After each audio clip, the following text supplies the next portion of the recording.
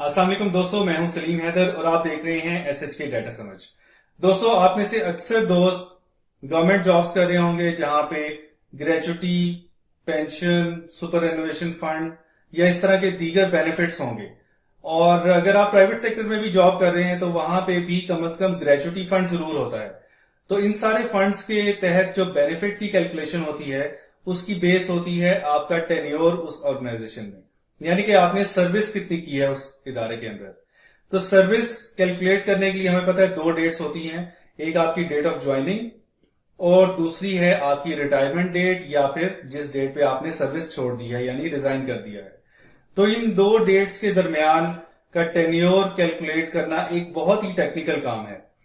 और टेक्निकल मैं इसलिए कह रहा हूं, मैं आपको एक मिसाल के जरिए समझाता हूं कि मिसाल के तौर पे अगर किसी शख्स ने 5 जनवरी 2021 को ज्वाइन किया है तो उसका जो साल है वो 5 जनवरी 2022 पे मुकम्मल होगा, ये 31 दिसंबर पे मुकम्मल नहीं होगा।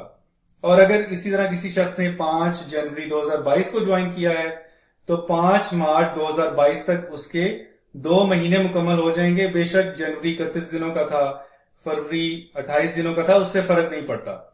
तो इस लिहाज से ये बहुत टेक्निकल हो जाती है और चूंकि ये किसी भी शख्स की जमा पूंजी होती है तो उसमें 1 रुपए का भी ऊपर नीचे होना आपको अगले जहान में जवाबदेह बना सकता है।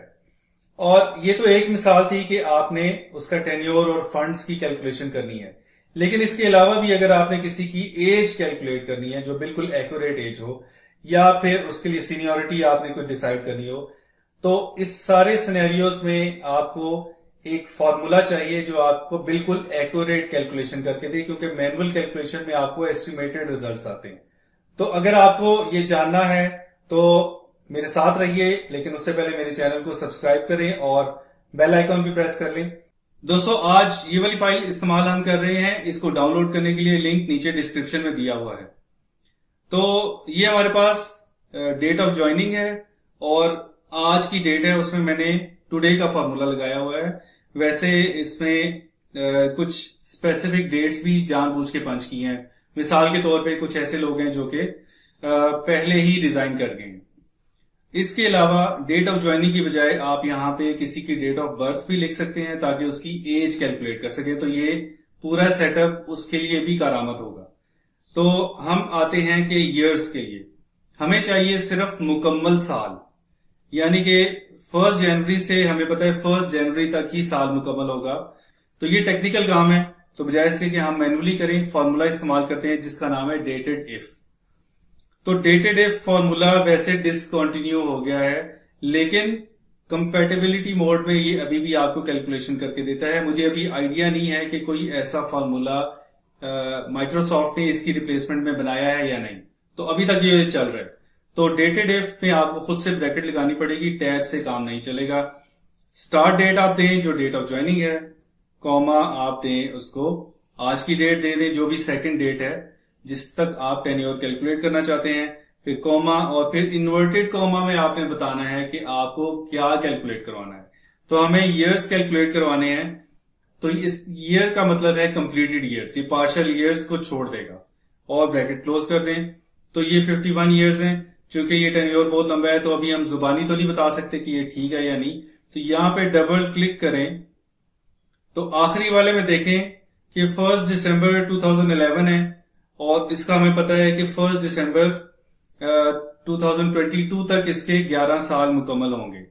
तो इसीलिए उसने 2021 तक कैलकुलेट करके हमें 10 साल दे दिए, तो ये बिल्कुल एक्यूरेट कैलकुलेशन है। अब आते हैं मंथ्स की तरफ कि साल मुकम्मल हो चुके हों उसके मंथ्स ना कैलकुलेट करें, उसके बाद के मंथ्स उठाए, यानी कि यहां पे 1 जनवरी 2022 तक जो साल मुकम्मल हो चुके होंगे 51 ईयर्स, इनको छोड़ दे, इसके बाद के महीने उठाए, वरना ये क्या करेगा कि सारे महीने दे देगा, हमें वो नहीं चाहिए। तो यहां पे हम वही डेटेड इफ का फॉर्मूला लिखेंगे, ब्रैकेट और उसमें उसी तरह स्टार्ट डेट, एंड डेट, और यहां पे हम लिखेंगे YM।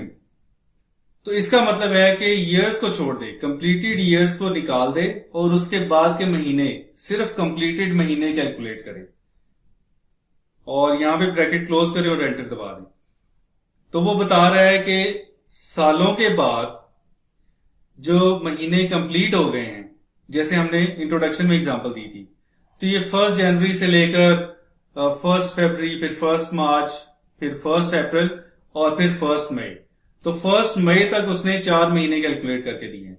उसके बाद हमें पता है 1 मई से आगे तकरीबन 24 दिन बनते हैं, तो वो उसने नहीं उठाए। वो एक पार्शियल महीना है, तो उसने सिर्फ कंप्लीटेड महीने दिए हैं। तो पॉलिसीज में नॉर्मली यही लिखा होता है कि कंप्लीटेड महीनों के बदले आपको वो बेनिफिट जितना भी पॉलिसी के तहत होगा वो मिलेगा। नॉर्मली ग्रेचुटी में लिखा होता है कि 6 महीने अगर मुकम्मल हो चुके हों, सालों को छोड़ के 6 महीने हो गए हो, तो आपको आधी ग्रेचुटी मिल जाएगी। 6 महीने से कम है तो आपको कुछ भी नहीं मिलेगा उस साल का। और अब आते हैं डेज पे कि जी अच्छा, महीने तो मुकम्मल हो गए, इसके आगे दिन कितने हुए, जैसे यहां पे हमें पता चल रहा है कि 24 दिन है, तो उसके लिए भी डेटेड इफ का फॉर्मूला इस्तेमाल होगा। ब्रैकेट में start date, then end date, और फिर यहां पे हम लिखेंगे कि मंथ्स को छोड़ दे, जो कंप्लीटेड मंथ्स हैं उनको निकाल दे और हमें सिर्फ डेज दे। तो ये उसने देखें 24 दिन दे दिए हैं, और यहां पे हम इसको नीचे भी कॉपी कर लेंगे।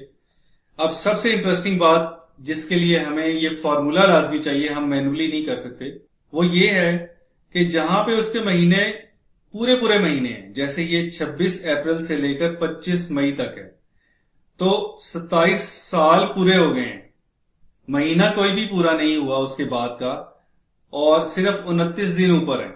तो देखें उसने 29 दिन अलहदा दे दिए। महीने उसने क्या है कि कोई भी महीना ऐसा नहीं है जो कि सालों के बाद, मुकम्मल सालों के बाद एक महीना मुकम्मल हुआ, ऐसा कोई भी नहीं। अब इसी तरह अगले वाले में आ जाए, तो यहां पे वो कह रहे हैं कि 17 नवंबर से 17 दिसंबर, 21 साल और एक महीना ऊपर है 17 नवंबर से 17 दिसंबर तक का। तो दिन अगर ये 18 दिसंबर होता तो एक दिन ऊपर दे देता, तो ऐसा नहीं है, चूंकि महीना भी मुकम्मल हो गया और उसके बाद फालतू दिन नहीं है, तो उसने वो नहीं दिए। और यहां पे एग्जैक्ट यानी कि उसकी डेट ऑफ बर्थ आ गई है 2 नवंबर से 2 नवंबर तक। तो ये 17 साल होते हैं, उसमें कोई आगे महीना नहीं हुआ, कोई आगे दिन एक्स्ट्रा नहीं हुआ, तो उसने 17 पे ही हमें क्लोज कर दिया है। तो इतनी एक्यूरेट कैलकुलेशन मेरा ख्याल है, मेरी नॉलेज के हिसाब से कोई और फॉर्मूला ये कैलकुलेशन नहीं दे सकता। अगर आपको पता है कि कोई नया फॉर्मूला आ गया तो मुझे जरूर बताएं, मेरी नॉलेज में भी इजाफा होगा।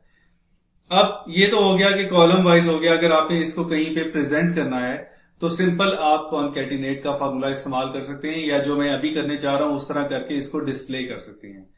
इक्वल टू, हम ये कहते हैं कि जी 51, और एंड लिख के हम लिखेंगे इन्वर्टेड कॉमा में स्पेस ईयर्स, फिर इन्वर्टेड कॉमा क्लोज, फिर एंड लिखें, फिर मंथ्स को रेफर कर दें, और इसी तरह एंड लिखें, इन्वर्टेड कॉमा स्पेस मंथ्स, और फिर एंड लिखें, और फिर इसको रेफर कर दें, और फिर एंड लिखें, और यहां पे लिखें डेज, स्पेस देके डेज लिखते हैं, और ये एंटर दबा दें। तो ये आपको प्रॉपरली बता रहा है। इसकी एक थोड़ी सी मॉडिफिकेशन कर लेते हैं कि इसके बाद भी हमें स्पेस देनी है, ईयर्स मंथ्स और डेज के बाद, डेज के नहीं चाहिए।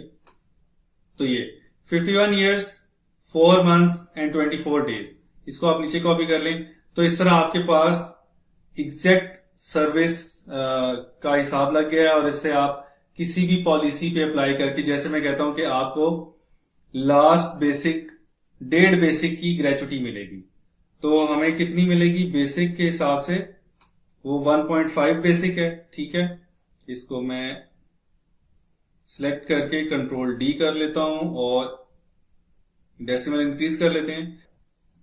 लास्ट बेसिक कोई भी लिख लेते हैं, किसी की कहते हैं कि जी ₹1,00,000 है, किसी की 1.25 लाख वगैरह वगैरह, इस तरह करके हम बना लेते हैं। तो ये हमारे पास लास्ट बेसिक सैलरीज हैं, और हर कंप्लीटेड ईयर की 1.5 बेसिक मिलेगी उसे। तो हमारे पास हमने कहा है कि जी पॉलिसी ये है कि सिर्फ कंप्लीटेड ईयर्स की उसे 1.5 बेसिक मिलेगी। तो उसकी ग्रेचुटी क्या बनेगी फिर, इक्वल टू ईयर्स और बेसिक मल्टीप्लाई करें और ये कर दें, तो उसको 76 लाख रुपए मिलेंगे। इसी तरह बाकियों की भी कैलकुलेट हो जाएगी।